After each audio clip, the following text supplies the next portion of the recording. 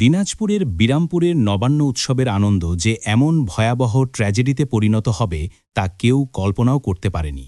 শাড়ি কেনা নিয়ে স্বামী স্ত্রীর সামান্য তর্ক যে শেষ পর্যন্ত মৃত্যুর মতো বিষাদের খবর বয়ে আনবে তা যেন পুরো এলাকায় এক শোকের ছায়া নামিয়ে দিয়েছে।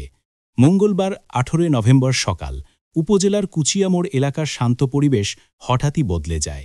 পরিবার প্রতিবেশী কেউ ভাবতেও পারেনি ৬৫ বছরের হাফিজুল ইসলাম সেদিনই শেষবারের মতো ঘর থেকে বের হবেন। পেশায় মিষ্টি বিক্রেতা সৎ সরল এই মানুষটি নবান্নকে কেন্দ্র করে স্ত্রী রেহেনা বেগমের জন্য নতুন শাড়ি কিনে দিতে পারেননি। এই নিয়ে গড়ে ওঠা মনোমালিন্য যে এমন ভয়াবহ পরিণতিতে পৌঁছাবে তা হয়তো দুজনের কেউই জানতেন না।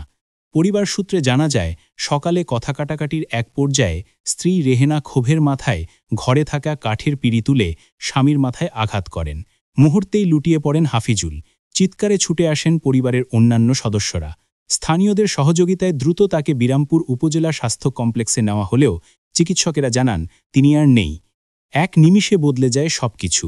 একটি পরিবারের নবান্ন উৎসব পরিণত হয় অশেষ শোকে, একজন স্ত্রী হয়ে ওঠেন অভিযুক্ত, আর এলাকার মানুষ নির্বাক বিস্ময়ে তাকিয়ে থাকে এমন নির্মম ঘটনার দিকে।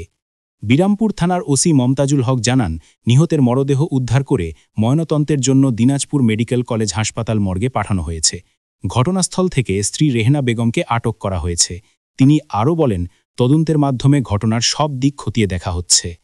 এই ঘটনাটি শুধু একটি পরিবারের নয়, সমাজেরও জন্য এক তীব্র সতর্কবার্তা।